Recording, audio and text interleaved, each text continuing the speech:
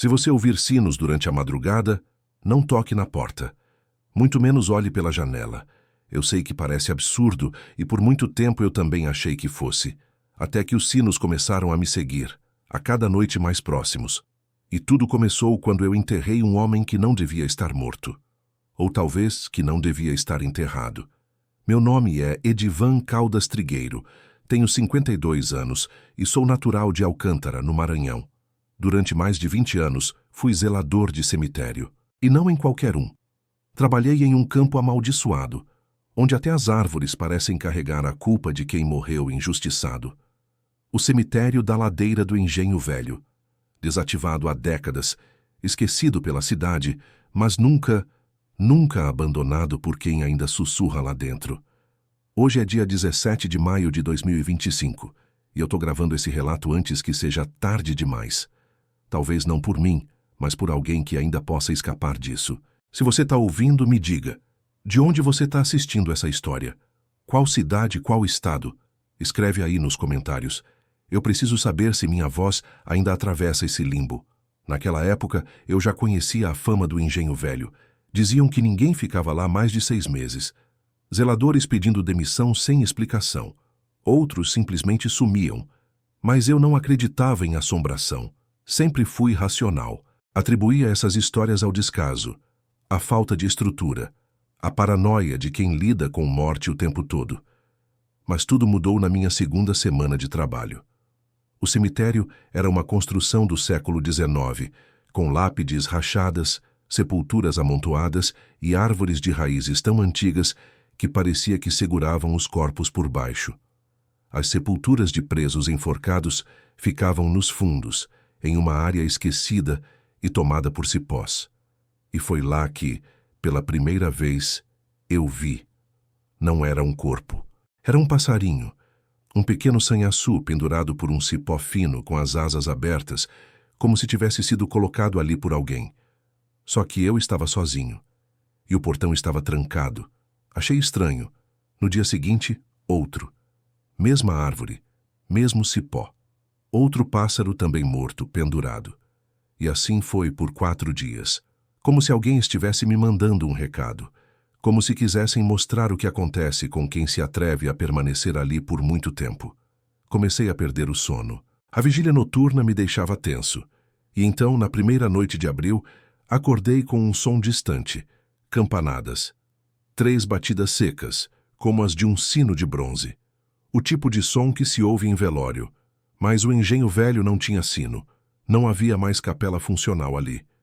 O que eu ouvi não deveria existir. Na manhã seguinte, achei que tivesse sonhado, até encontrar pegadas descalças na trilha de terra úmida, pegadas humanas, indo da entrada até a fileira de enforcados. A terra ali era sempre fofa, como se nunca secasse. Comecei a ficar com medo de pisar naquela parte sozinho. A cada noite, os sinos voltavam. 3 batidas, sempre às 3h da manhã. Foi nesse ritmo que cheguei no fim de abril, quando a prefeitura me ligou pedindo um favor informal. Sepultar um indigente que ninguém queria receber. O corpo já estava em avançado estado de decomposição. E todos os cemitérios públicos estavam com os contratos suspensos. O único lugar legalmente morto, segundo o secretário, era o Engenho Velho.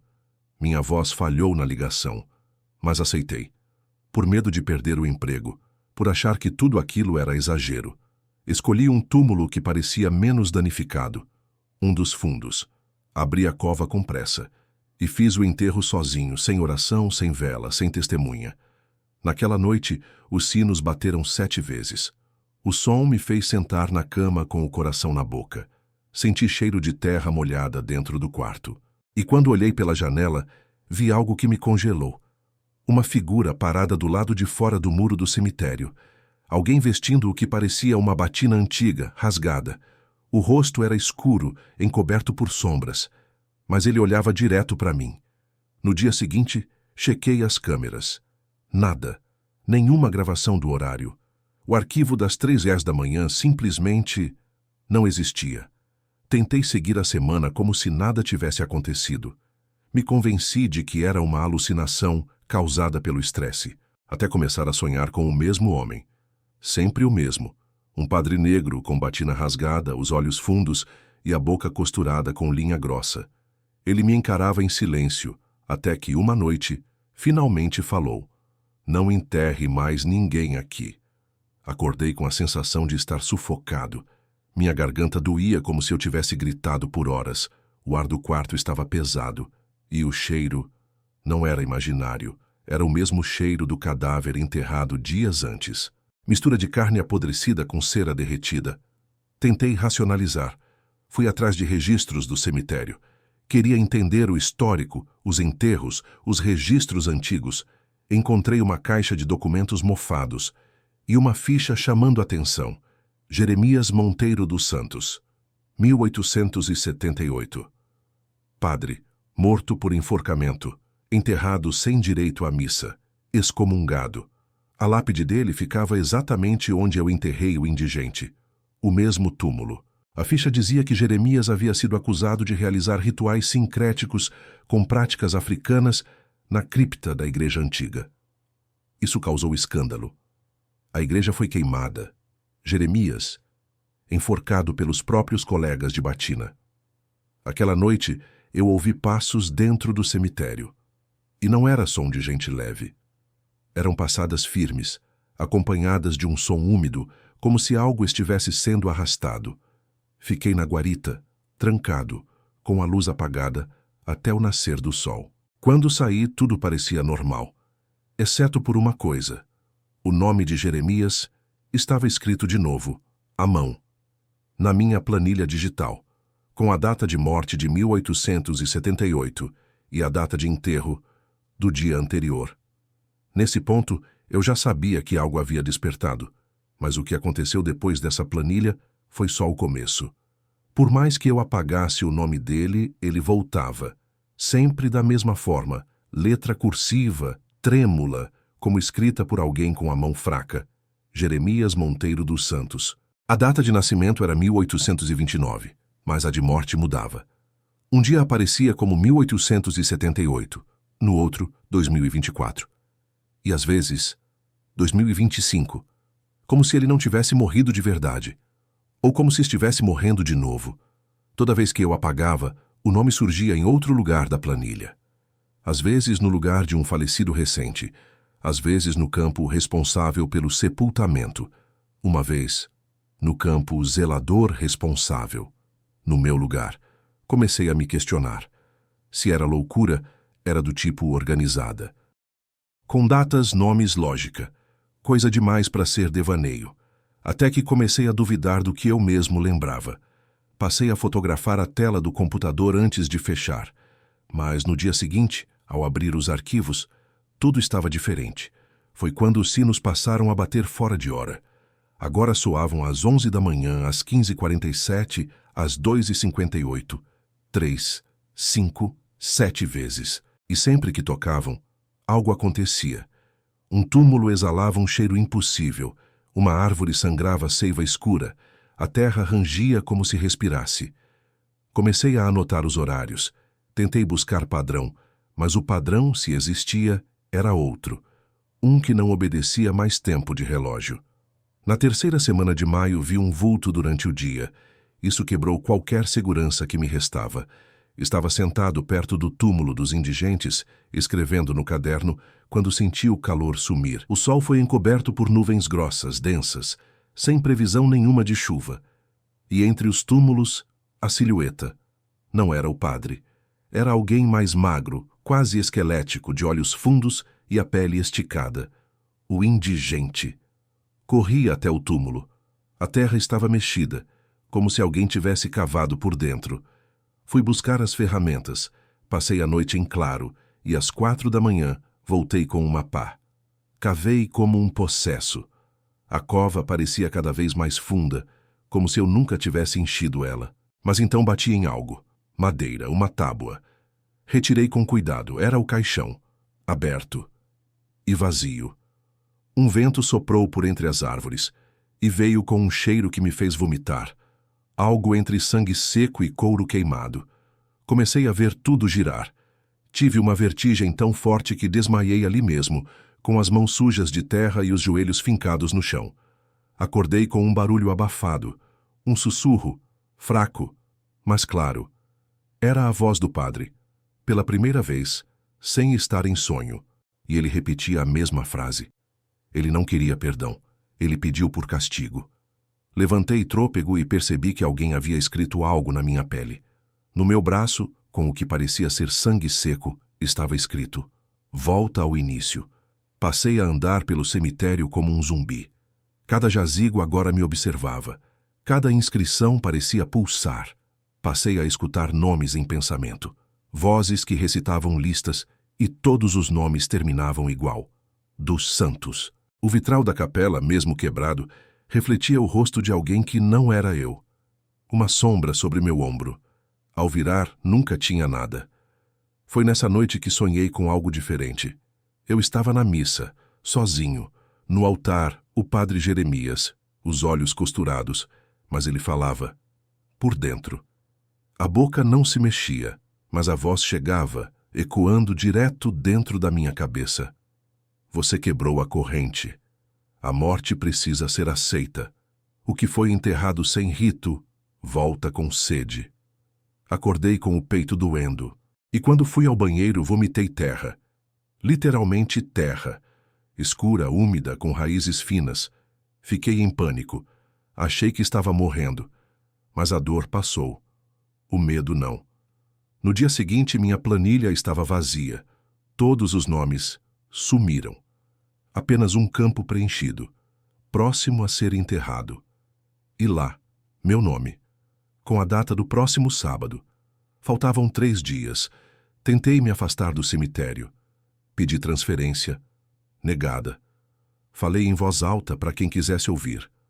Não volto mais lá. Mas na mesma noite comecei a ouvir batidas na porta de casa. Sempre às 3 da manhã. Sempre 3 batidas. Quando finalmente tomei coragem para abrir, só havia uma coisa no chão da varanda. Um pedaço de corda com marcas de sangue seco. No segundo dia, recebi um envelope sem remetente. Dentro, uma foto. Eu dormindo na cama. A foto tinha sido tirada de dentro do quarto. Decidi voltar ao cemitério, com a única ideia possível, descobrir de quem era o corpo do indigente. Mas não havia mais registro, nem no hospital, nem na prefeitura, nem na funerária. Era como se aquele enterro nunca tivesse acontecido. Até que resolvi procurar os livros antigos do próprio cemitério. Armazenei os cadernos em uma caixa, guardada atrás da capela. Entre eles um manuscrito de 1878. A assinatura, Jeremias Monteiro. Um diário. Ali descobri tudo. O padre, excomungado, havia criado um rito próprio de sepultamento, baseado em rezas afros, misturadas com salmos invertidos. Ele acreditava que certas almas não podiam ser enterradas com os mesmos ritos que as demais. Que existiam mortos que tinham que sofrer mais. Ou voltariam para cobrar. Ele chamava de sepultamento reverso. A cada 7 corpos enterrados de forma incorreta, o 8º voltaria. Como um ciclo de ajuste. Como uma dívida que o cemitério cobra. O corpo que eu enterrei era o 8º. Fez sentido demais. Assustadoramente exato. Os 7 anteriores estavam listados ali, e todos haviam sido enterrados fora das práticas exigidas, a maioria indigentes, a maioria no mesmo campo. Decidi voltar à cova uma última vez. O túmulo, antes vazio, agora estava fechado, e sobre ele, uma cruz feita de galhos, amarrada com fios do mesmo cipó que enforcava os passarinhos. O nome na lápide tinha sido alterado. Agora dizia, Jeremias Monteiro dos Santos. Morto pela 2ª vez, enterrado sem perdão, volta em busca de quem o devolveu. O vento cortou meu rosto. O sino soou. 1, 2, 3, 10 vezes. Ao voltar para casa, as luzes piscavam. Meu computador desligado ligou sozinho. A planilha abriu. E uma nova aba piscava. Documento sem nome. Ao clicar, apenas uma linha no centro da tela. Você vai pedir perdão também? Se você teve coragem de chegar até aqui, faz o seguinte, me prova. Curte esse vídeo agora, mas só se tiver coragem mesmo, porque a próxima parte é quando tudo desaba. E olha, talvez nem eu devesse ter continuado. Faltavam 23 horas para o sábado, a data em que meu nome aparecera na planilha, no campo próximo a ser enterrado. Eu não sabia se ia morrer. Mas a verdade é que, a essa altura, já não sabia se estava vivo de verdade. Naquela noite, os sinos começaram antes da meia-noite. 11 batidas secas. Depois, silêncio. As luzes da rua apagaram. O ventilador desligou. Meu relógio parou no número 3. E quando olhei pela janela, o cemitério da ladeira do Engenho Velho parecia estar mais perto. Literalmente. Como se tivesse se aproximado da minha casa. Peguei a lanterna, um casaco grosso e saí. Não por coragem, mas por esgotamento. Eu já não comia direito há dias, não dormia, não falava com ninguém. A única coisa que ainda fazia sentido era aquela voz dentro da minha cabeça dizendo: volta ao início. Voltei. Atravessei o portão do cemitério sem chave. Estava aberto. O vento era frio e úmido e soprava como se tivesse intenção. Os túmulos pareciam olhar. Não há outra palavra. Eles olhavam. Na capela, as velas estavam acesas. 2 fileiras, como se alguém tivesse preparado uma cerimônia. No altar, o diário do padre Jeremias aberto na mesma página de antes, mas agora com uma nova anotação escrita com letra recente. Quem enterra sem fé, desenterra o espírito. Era isso. A maldição não estava no corpo, nem no túmulo. Estava no ritual ausente, no sepultamento sem alma, no meu ato de descuido, no meu desprezo. Eu precisava consertar. Mas o quê? Resolvi fazer o que nenhum coveiro faria. Abrir a cripta principal da capela.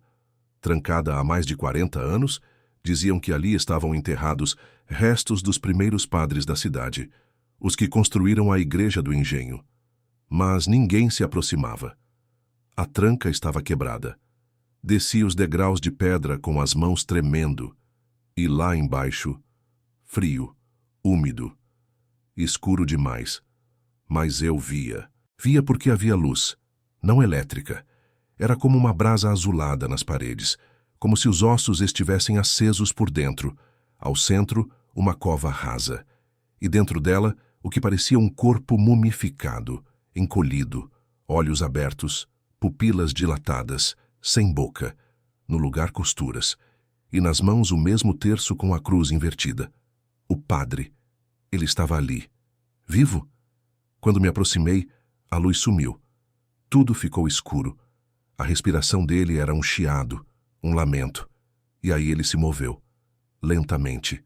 A cabeça virou. Os olhos me encontraram. E a voz dele explodiu dentro de mim. Você precisa tomar meu lugar. Fugi. Corri sem ver nada. Esbarrei em paredes, tropecei em ossos, escorreguei em lama ancestral. E quando subi de volta, o altar estava vazio, as velas apagadas, e do lado de fora o céu já clareava. Era sábado.